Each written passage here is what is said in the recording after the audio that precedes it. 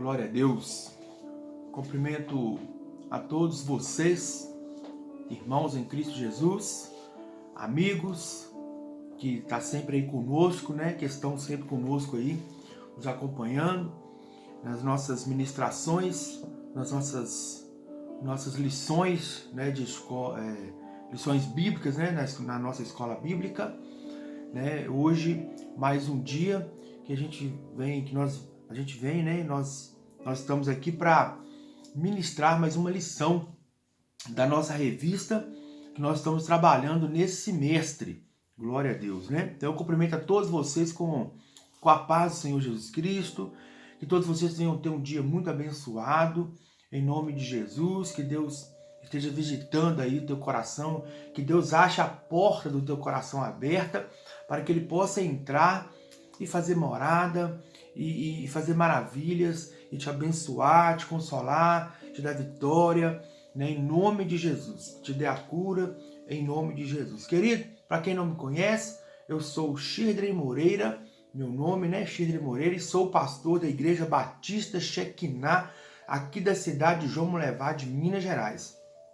Sou pastor presidente, fundador deste ministério, juntamente com a minha esposa, a missionária Flânia, e os irmãos que estão conosco ali, desde o início da caminhada, e todos que Deus foram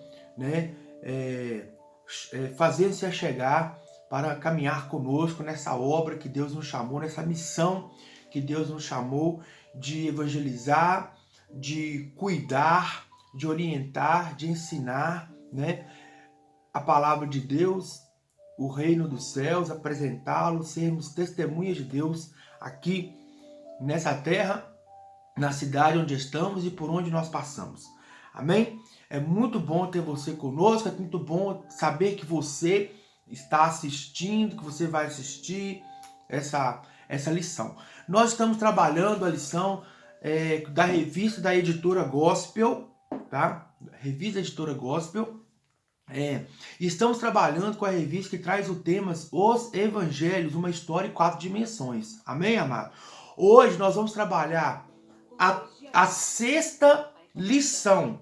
Hoje nós vamos trabalhar a sexta lição, tá? A sexta lição da revista. Porém, é a terceira lição do Evangelho de Marcos. Porque nessa revista nós estamos com 3 lições do Evangelho de Mateus, que já trabalhamos, 3 lições do Evangelho de Marcos, e hoje vamos fazer a terceira, que é a sexta lição da revista, e 3 lições do Evangelho de Lucas, e depois, para terminar, serão 4 lições do Evangelho de João. E hoje, o tema da nossa lição é Marcos, o servo, termina sua obra.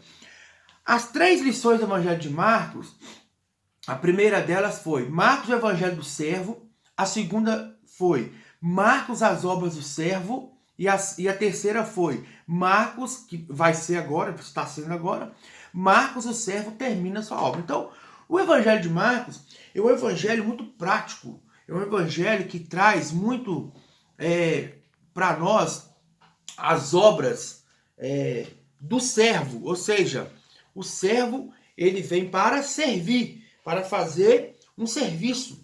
E Jesus veio fazer um serviço, para servir a um serviço, que o Pai, que o Deus Pai, determinou que ele fizesse uma missão, um trabalho.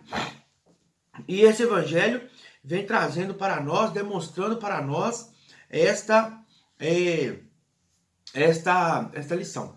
Então, hoje, nós vamos trabalhar a sexta lição da revista, é a terceira do Evangelho de Marcos, o servo termina essa obra. O texto que nós vamos trabalhar aqui agora, o texto inicial bíblico, é Filipenses capítulo 2, versículo 5 até o versículo 11. Depois nós vamos trabalhar um versículo do Evangelho de Marcos, que é lá no capítulo 16 do Evangelho de Marcos, versículo 19. Então diz assim, Filipenses capítulo 2, versículo 5 a 11. Eu quero deixar claro aqui que Filipenses, ele deixa uma ele faz, na verdade, um paralelo com o Evangelho de Marcos quando trata da questão do serviço. Então, diz assim, Filipenses capítulo 2, versículos 5 ao 11, tá? Tá na Bíblia, você pode abrir sua Bíblia nessa referência que eu estou te dando. Diz assim a palavra de Deus.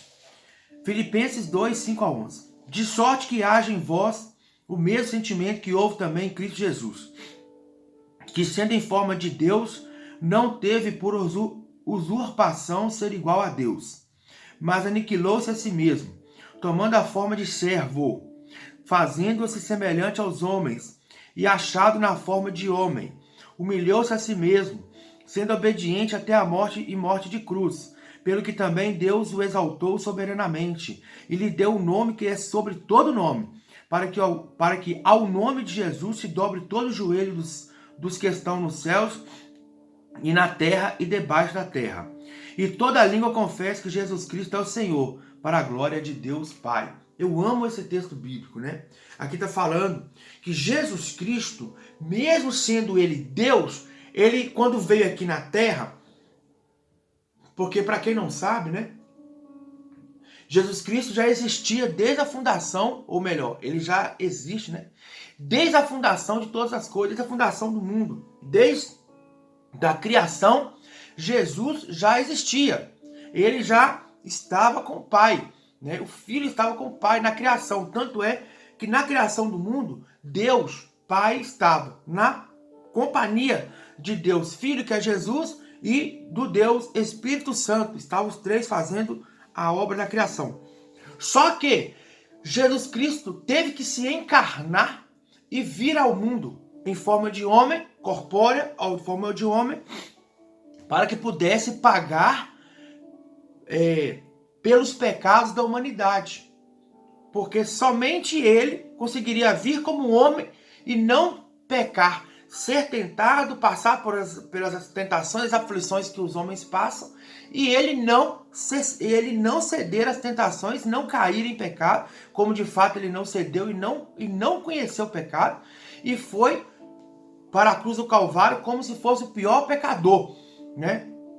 Para nos dar a remissão dos pecados, né? Então Jesus tem autoridade e poder para perdoar pecado e para dar vida eterna. Então aí fala o versículo 7, mas ele não quis ser igual a Deus. Ele não tomou a posição como um Deus aqui na terra, mas ele tomou a posição de um homem. E tomou a forma de servo. Ou seja, tomando a forma de servo, fazendo-se semelhante aos homens.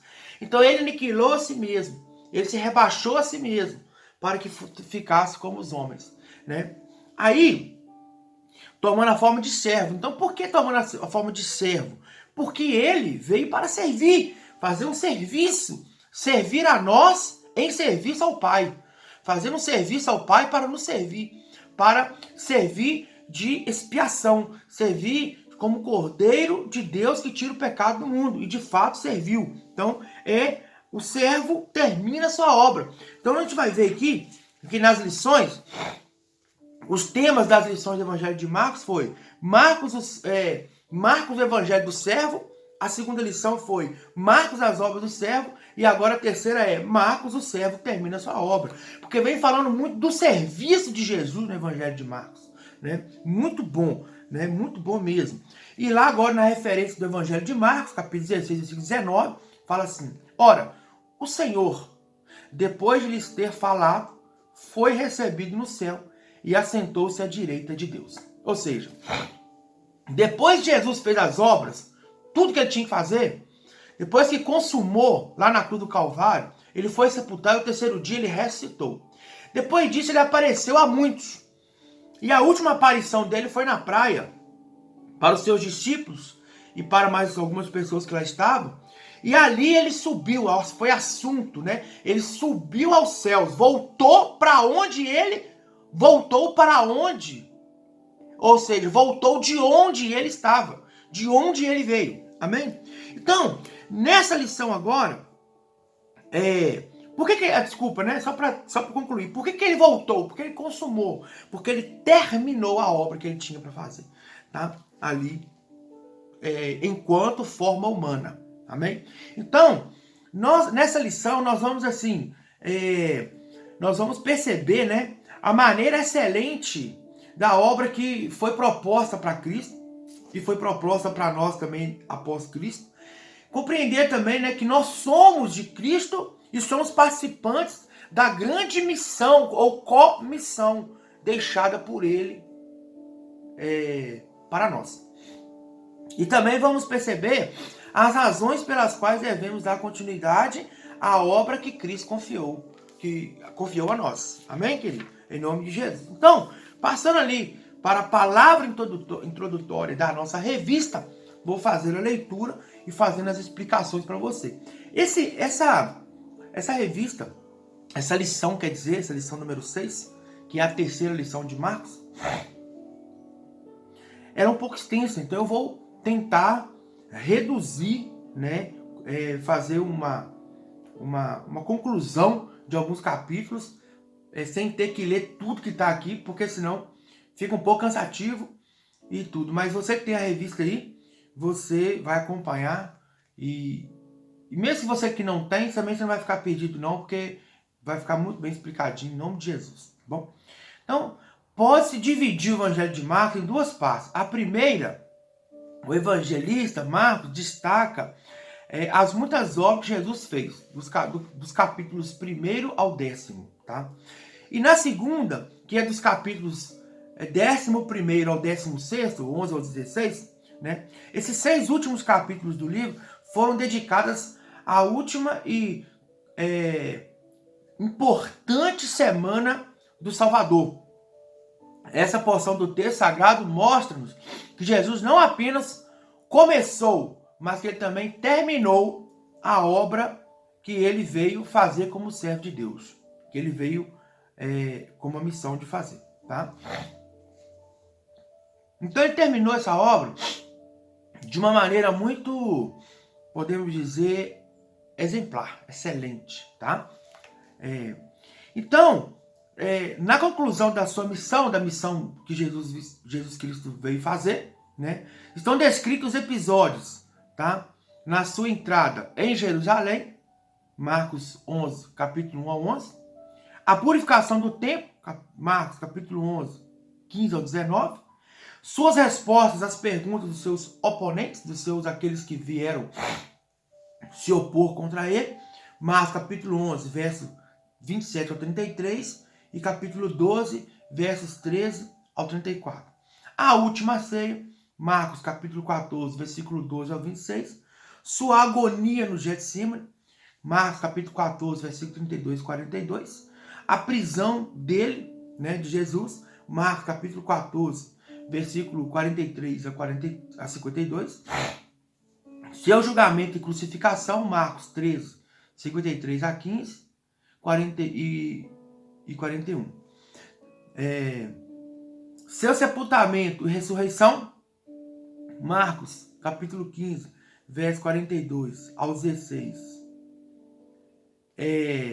Ao capítulo 16, 3, versículo 3. A referência anterior é Marcos capítulo 14, versículo 53, até Marcos capítulo 15, versículo 41. A confissão dada aos discípulos e, por fim, sua ascensão e exaltação, Marcos capítulo 16, versículo 14 ao 20. Então, o tópico 1 diz assim: o servo cumpriu sua missão.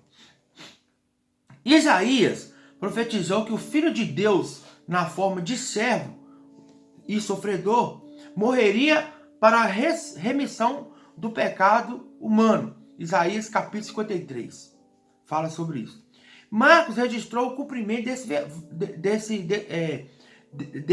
capítulo de Isaías 53, ao destacar o sofrimento de Jesus, do Getsemane até o Calvário.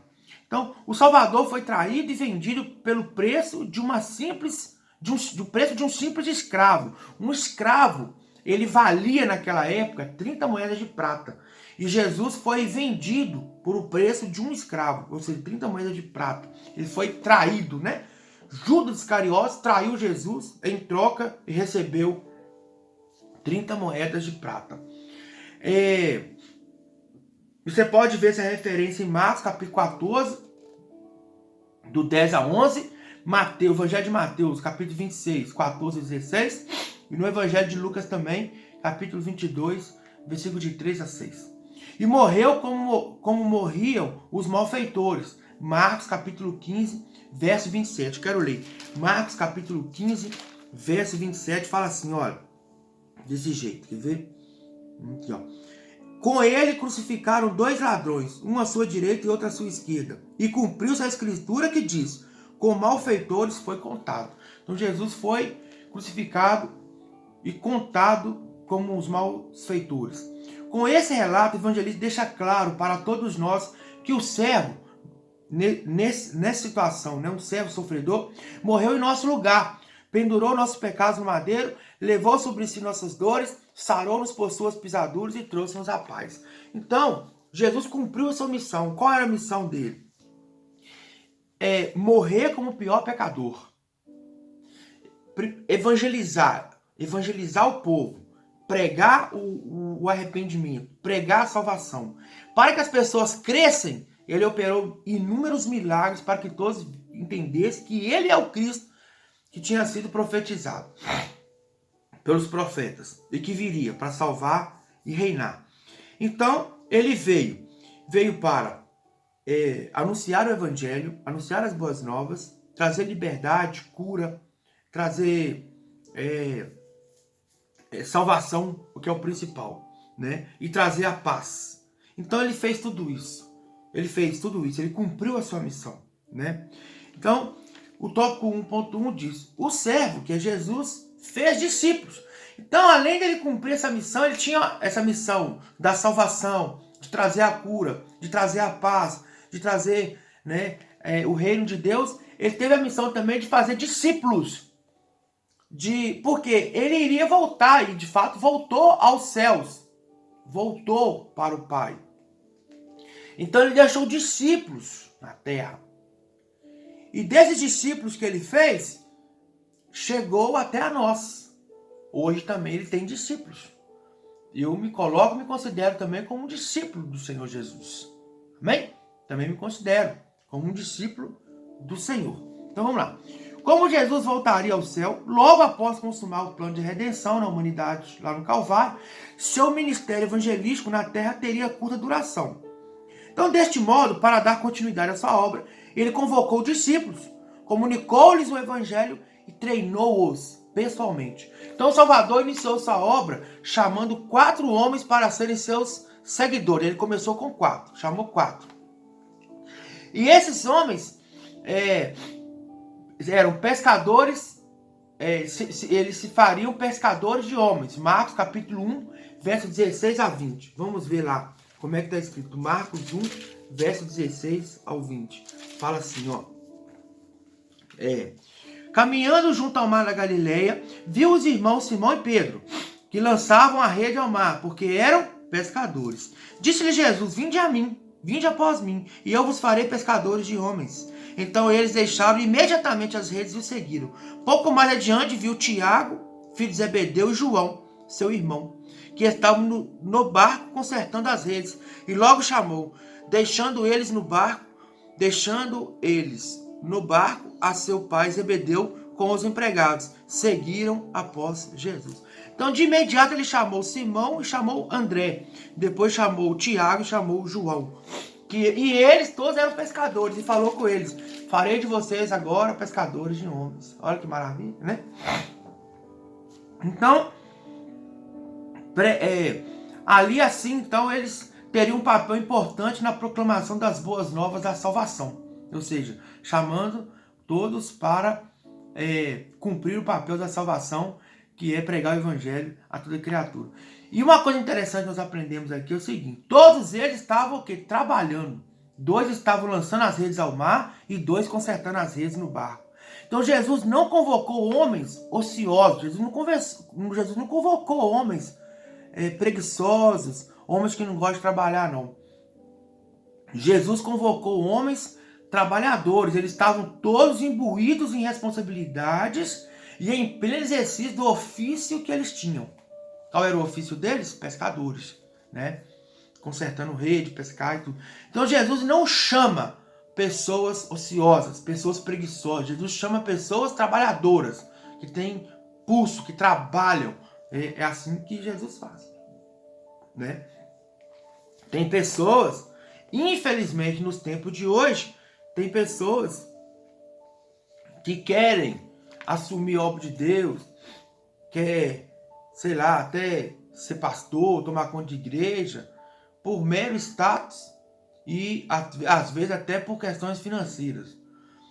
Porque às vezes tem gente que não é muito chegado no serviço, não gosta de trabalhar, aí acha, então eu vou fazer a obra de Deus, né? Que é mais fácil, mais tranquilo, cuidado. Não é não, tá?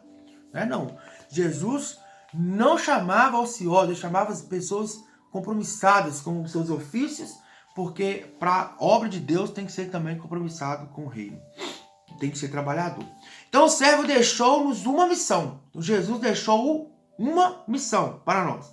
A ordem dada por Jesus no final do Evangelho de Marcos, conhecida pela cristandade como a grande comissão, né, cumpria o seguinte propósito: fazer com que o plano da salvação da humanidade fosse anunciado a todas as nações e a toda criatura, né? Marcos 3,19 e Marcos 16,15. Vamos ler. Marcos 3,19 e Marcos 16,15. 13 e 19 diz assim: porque aqueles dias serão de tamanha tribulação, como nunca houve desde o princípio do mundo, que Deus criou, até agora nunca mais haverá. Bom, amém. Engraçado, né? Tem essa referência aqui, mas essa referência ela não ficou tão evidente para o que o texto está trazendo. Mas a próxima eu tenho certeza que vai. Conheço bem o texto. A próxima fala, Evangelho de Marcos 16,15. E disse-lhes: ide por todo mundo, e pregai o Evangelho a toda criatura.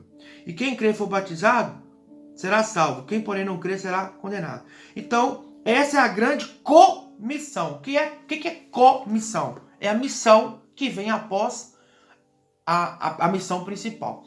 A missão principal veio Jesus na missão principal pregando o Evangelho. Veio Jesus pregando o Evangelho, né? E após ele vir e pregar o Evangelho, ele falou o seguinte: agora vocês vão continuar essa pregação. E ele diz: ide por todo mundo e pregar o Evangelho a toda criatura. E aí eu quero dizer, tem uma tradução, daqui a pouco eu vou chegar lá, não vamos falar disso. Tem uma tradução que é muito importante a gente destacar, porque tem pessoas que interpretam errado isso. Mas vamos lá. Além disso, o grande comissionamento teve por objetivo encorajar os discípulos a darem continuidade à missão, ampliando-a, até torná-la absolutamente global, até tornar essa missão global, ser pregada em todo o território terrestre. O cristianismo haveria de ser uma fé realmente universal, no sentido de estar disperso pelo mundo inteiro, né? Ir por todo mundo, né? Então, o primeiro chamado de Jesus aos discípulos foi para que pregassem as ovelhas perdidas da casa de Israel. Mateus capítulo 10, versículos 5 ao 7. Então, o primeiro chamado foi assim, que era para eles estarem pregando a palavra a todas as ovelhas perdidas da casa de Israel, nas aldeias, nas cidades, nas casas da Judéia e Galileia, tá? E em Marcos 16:15, a comissão foi ampliada. Aí ele fala agora que o evangelho deve ser pregado em todo o mundo, e que é uma ordem muito desafiadora, né? Mas enfim, vamos lá. Quando lemos a frase ide por todo o mundo, imaginamos quase imediatamente discípulos andando por toda a faixa do globo terrestre anunciando o evangelho. Não traz essa visão pra gente? Ide por todo mundo. Aí tem muita gente que pensa assim, então esse chamado, essa ordem, essa missão dada por Jesus é para ir então para o outro país, é para a África, é para a Indonésia, é para a Índia, é para a China, é para a Coreia do Norte, do Sul, né? Eu estou falando esses países porque são principalmente os países que são fechados para o Evangelho, né? É para ir para o Paquistão, para a Síria, para a Cisjordânia, para a Arábia Saudita, né? Para o Iraque, né? Para o Irã, né? Muitas vezes as pessoas pensam assim, não, então é para lá que eu tenho que ir para o Egito, né? Pregar o Evangelho, então eu tenho que ir para lá, né? Então, meu irmão, não é isto apenas, é muito mais do que isso. Tá? É muito mais do que isso, é muito mais amplo, é muito mais... Porque quando você interpreta dessa forma, você começa a restringir a missão dada, que dá a entender que é só para aquele que tem que ir para longe, né? Para longe, para pregar o evangelho. Não. Esse ir por todo mundo fica muito melhor quando falamos assim. Tem uma tradução que ela fala assim, ó. Enquanto estiverem indo pelo mundo inteiro, proclamai o evangelho a toda criatura. Olha, você vê, quando estiverem indo pelo mundo inteiro, proclamai o evangelho a toda criatura. Fica melhor para entender o que aquele versículo está querendo dizer. Quando você estiver andando pelo mundo, enquanto você estiver andando pelo mundo, vá pregando o evangelho para as pessoas. É isso que ele quis dizer. Então, às vezes você vai andar pelo mundo bem próximo de onde você mora. Afinal de contas, aonde você está faz parte do mundo. Eu estou aqui agora no quarto, nenhum quarto do apartamento onde eu moro. Eu estou localizado no mundo. Você quer ver meu endereço? Você vai até rir agora. Meu endereço não vou falar bem abertamente que não, mas eu vou fazer um endereço fictício aqui. A minha rua é Rua A, número 50, bairro das Luzes. Agora eu vou falar o endereço correto, assim, certo, né? Que esses 3 primeiros aqui foi fictício. Da cidade de João Monlevade, do estado de Minas Gerais, da nação, né, ou do país Brasil, que está situado na América Latina, que está situado no planeta Terra, no mundo, que está situado na Via Láctea. Então, olha só, um endereço bem amplo, né? Então, quer dizer que você está no mundo. Eu estou no mundo. Então, por onde eu caminhar pelo mundo, caminhando pelas minhas ruas, caminhando pelos meus bairros, caminhando pelos bancos, pelas praças, caminhando pelos estabelecimentos, vá pregando o evangelho para quem você for encontrando. Esta é a missão. Ah, pastor, o lugar mais longe que eu vou é no centro da cidade onde eu moro. Nem sair da minha cidade eu saio. Mas você vai estar andando pelo mundo, Certamente você está andando pelo mundo. Por que você está andando pelo mundo? Porque você está habitando o planeta Terra, você está no mundo, Você está vivo. Então, aonde você for, vai pregar o evangelho. Então, enquanto estiver andando pelo mundo inteiro, vai proclamar o evangelho a toda criatura. Essa tradução faz-nos compreender, né, que a ordem é muito mais ampla do que a gente imagina. O discípulo não deve ir para pregar, mas sim ir pregando por onde anda. Então eu não tenho que ir para pregar, eu tenho que ir pregando por onde eu ando. Então essa é a missão. Vá pregando por onde você anda, por onde você passar, vá pregando o evangelho. Amém, amado? Em nome de Jesus. Então, 2 respostas possíveis. O grande comissionamento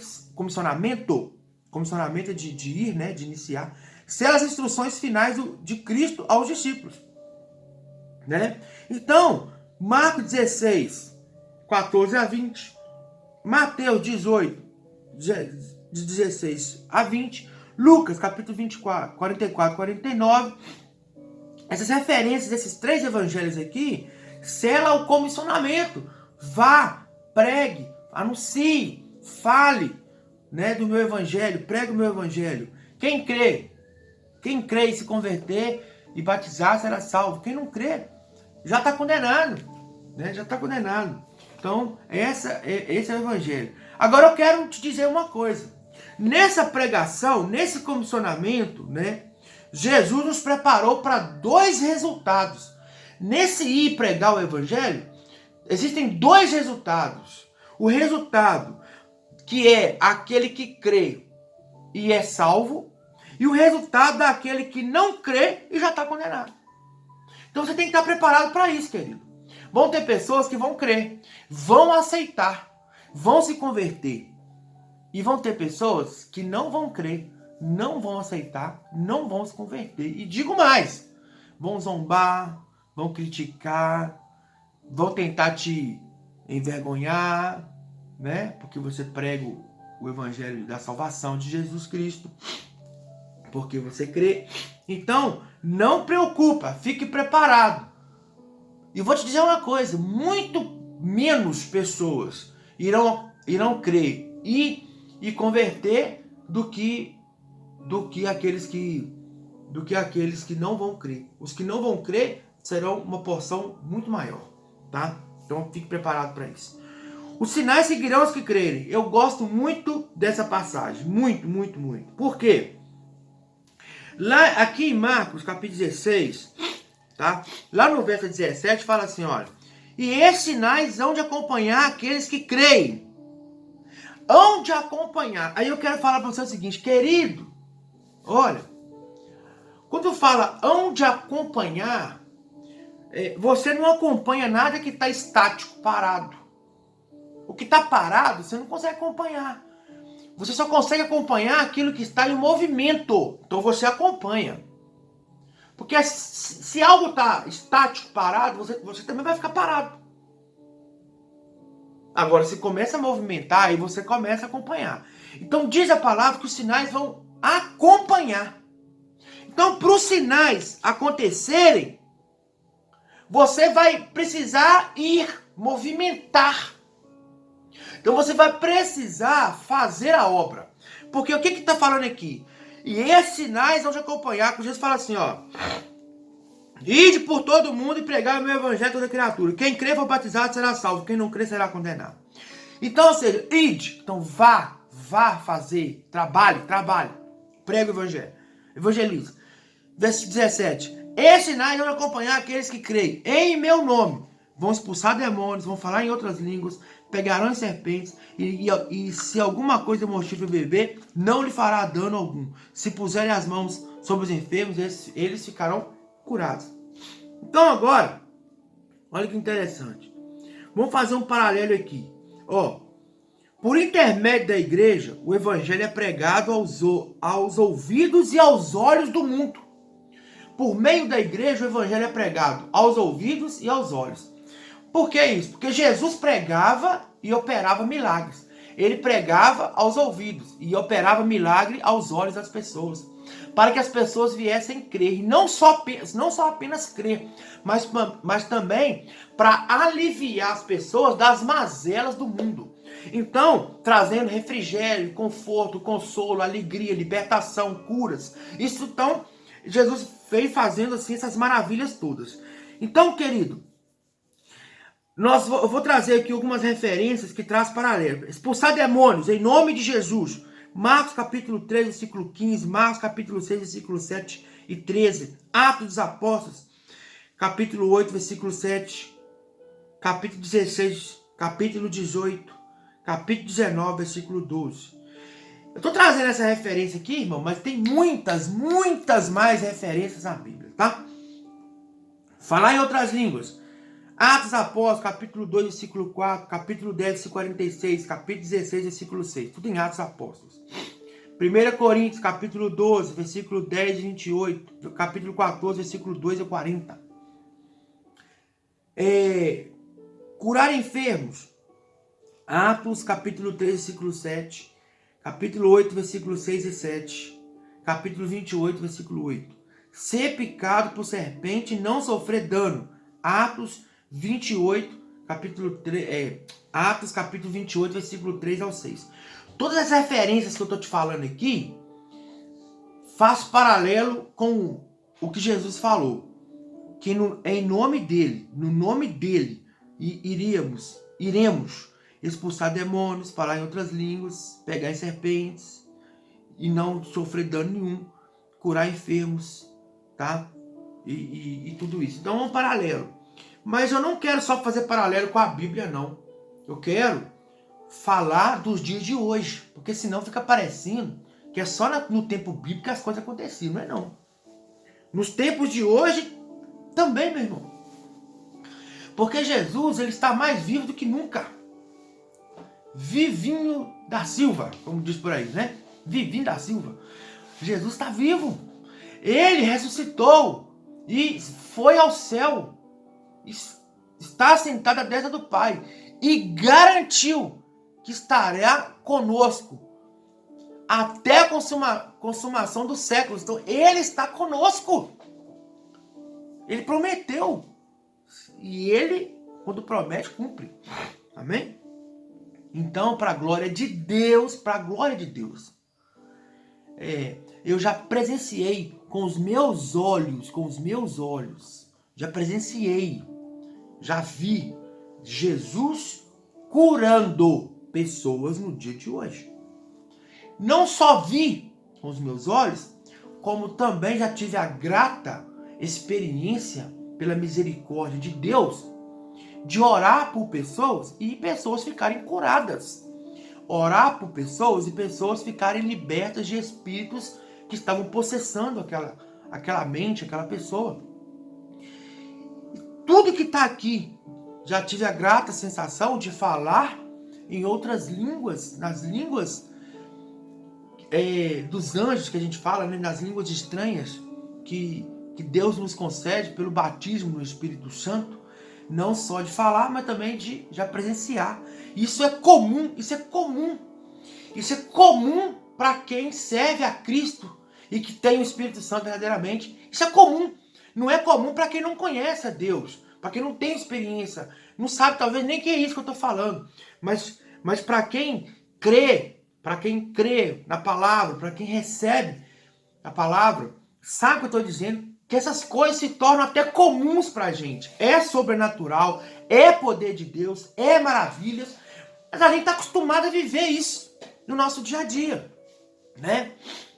E a pessoa, só que tem gente que por não entender a palavra, não entender o evangelho, olha o que eu vou dizer aqui, isso é muito sério. Acham que porque Deus cura, então qualquer pessoa que entrar na igreja vai ser curado. Meu irmão, olha, tem coisa que a gente não consegue explicar. Porque tem coisas que são mistérios de Deus. E se Deus quiser nos dar a revelação, Ele nos dá. Se não quiser, Ele também não dá. Tem coisas que é um mistério, que é só Deus para nos mostrar e nos falar. Mas, o que eu estou querendo dizer é o seguinte. Por exemplo, nós estamos vivendo aí, ainda, né, infelizmente, esse vírus chinês aí, né, do Covid-19, que tem matado muitas pessoas. Nós sabemos que os números divulgados são mentirosos, números da televisão aí são mentirosos, porque aqui na nossa cidade, aqui em João Levade, um senhor novo convertido da nossa igreja faleceu, tá? Ele faleceu. E os médicos aqui iam colocar Covid-19 e não era Covid-19, era AVC. A família que não deixou, tá? Não deixou, brigou e aí eles colocaram o correto. E tem muitos casos relatados aí, né, de famílias que têm postado, colocado nas redes sociais e falado, gente, tem muito caso que é mentiroso. A minha irmã mesmo, que mora no Espírito Santo, ela me disse, de fonte do hospital que chegou para ela e disse que tinha um container e estavam colocando os corpos das pessoas em um container lá que nem refrigerado, que nem era apropriado para colocar corpos. Tinha só um ar-condicionado, não era um container refrigerado mesmo para colocar corpos. E todas as pessoas que estavam morrendo, estavam jogando lá, de Covid, de infarto, de AVC, de pneumonia, de acidente, estavam botando tudo lá. e era um container destinado para colocar as pessoas que estavam morrendo de Covid. E eles estavam colocando corpo em cima de corpo. O que ia acontecer no final? Se resolvessem fazer um exame, o que ia acontecer? Quem não estava com Covid ia aparecer Covid lá. Porque foi infectado lá, né? Então, irmão, é um troço absurdo. Tem muita coisa errada aí. Mas, enfim, sabemos que o vírus tem matado pessoas, sim. Isso é verdade. Né? Só não concordo com os números que são divulgados por aí. Mas, enfim. E aí, o que eu queria dizer? É que eu vi muitas postagens aí de pessoas incrédulas e até endemoniadas. Possesso de demônio, tá? Dizendo nas redes sociais assim, e aí, cadê essas igrejas aí, ó, que diz que cura, esses pastores que fazem milagre? E aí, vai lá agora e cura todo mundo que tá com Covid-19? Cura agora eu quero ver o seu Deus curar. Eu vi essas coisas aí, gente. Mas não é assim que Deus opera. A começar pelo seguinte, eu não tenho dúvida, não é Deus que colocou vírus aí, mas ele permitiu que acontecesse, porque senão também não aconteceria. Permitiu porque o mundo está precisando de um freio. Muita gente, aqui no nosso país mesmo, zombando, levantando, criticando, zombando, afrontando Jesus, afrontando a Deus, zombando de Deus, né, fazendo coisas terríveis, né, sem temor nenhum. E foi por essas e outras que Deus mandou o dilúvio, que Deus destruiu Sodoma e Gomorra.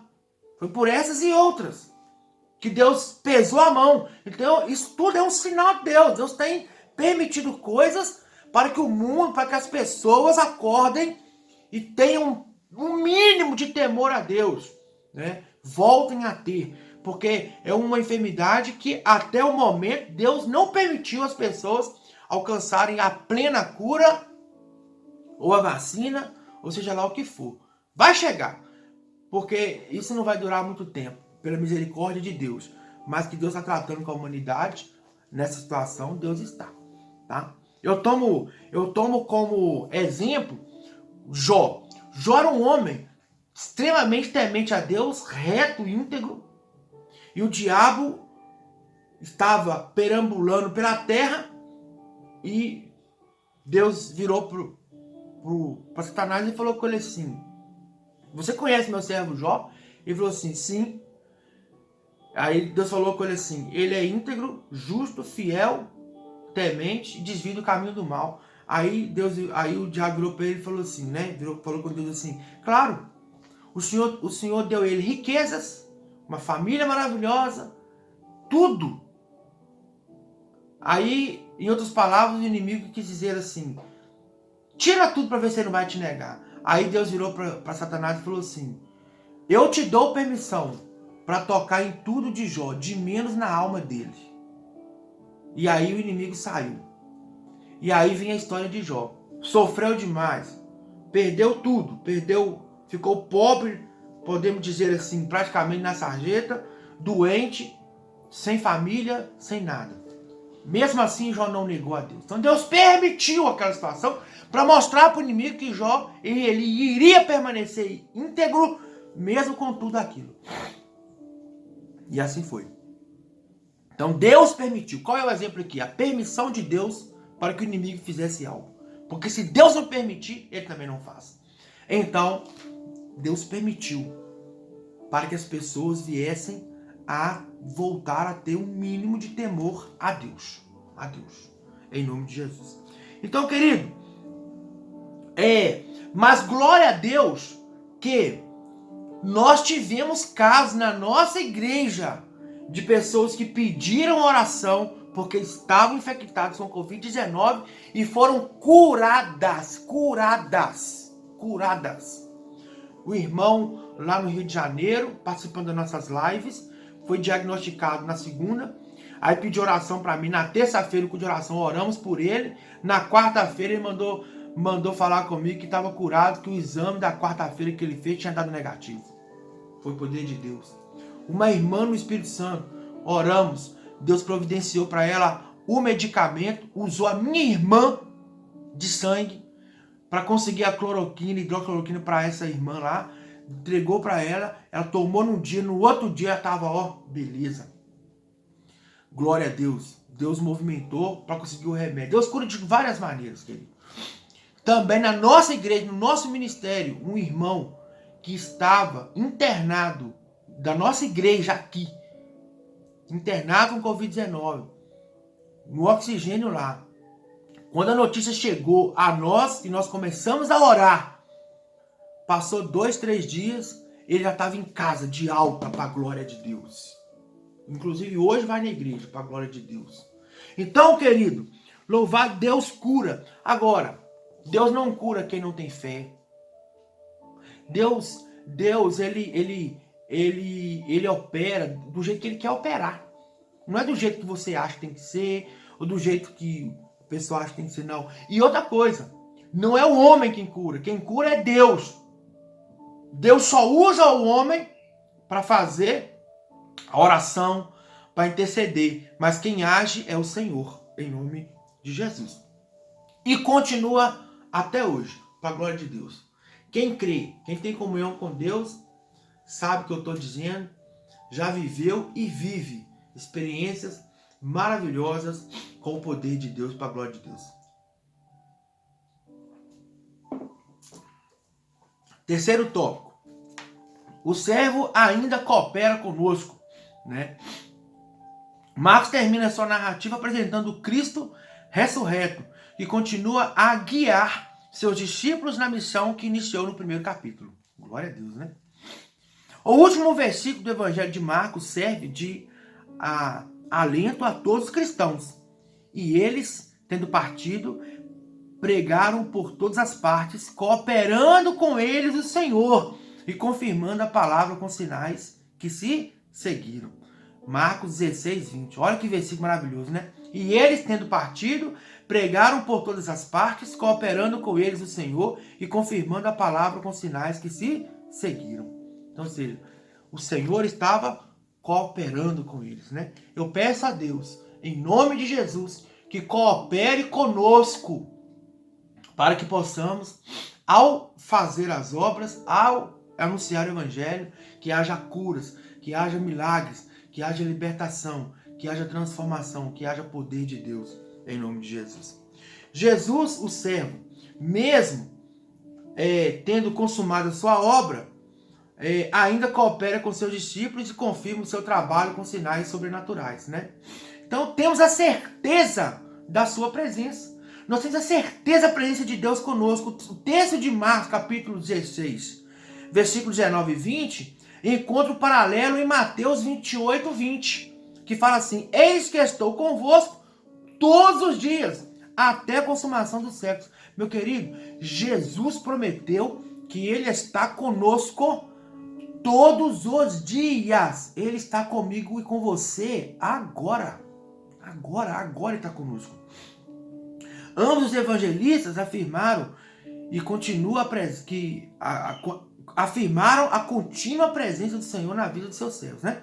Não seria possível cumprir nossa missão espiritual, lutar contra as hostes espirituais da maldade que se opõem ao Evangelho, sem a presença sublime de Cristo em nós. É verdade, irmão?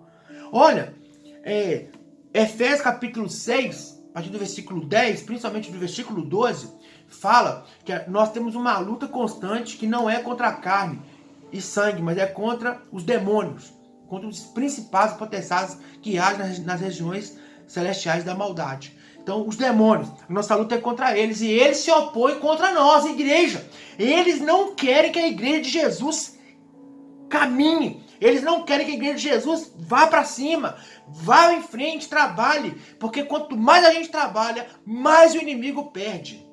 Em nome de Jesus. Por isso que o diabo muitas vezes se levanta para trazer dificuldade para a obra de Deus, para a igreja. Muitas vezes o inimigo encontra pessoas que não querem ofertar, que não querem dizimar, que não querem cooperar com o serviço, com a obra, com o trabalho, com o seu tempo, né, com o seu serviço para a obra, para o reino, para ajudar o pastor, para ajudar o ministro, para ajudar os irmãos ali que estão fazendo a obra, muitos encontram resistência, né? O diabo usa demais as pessoas que não conhecem a Deus, até para influenciar os que conhecem a Deus, para os que conhecem a Deus desanimar com a obra, parar com a obra. Porque o diabo sabe que se as pessoas desanimarem com a obra, não quiserem mais ofertar, não quiserem mais dizimar, não quiserem mais investir seu tempo, o seu dom, o seu trabalho. Por exemplo, tem pessoas que têm um dom maravilhoso de cantar, de tocar, tem um dom assim maravilhoso, gosta muito de estar com as pessoas, de ir visitar, de fazer uma oração, e a pessoa fica desanimada, não vou por causa disso, por causa daquilo, começa a botar um monte de empecilho, dificuldade. Não, meu irmão, você tem que romper. Você tem que romper as falácias mundanas, as falácias até mesmo de pessoas que falam que são crentes, mas estão desanimadas e querem desanimar você também. De jeito nenhum, não aceita isso, porque a obra de Deus não é para covardes. A obra de Deus é obra para pessoas corajosas, para pessoas imbuídas, para pessoas compromissadas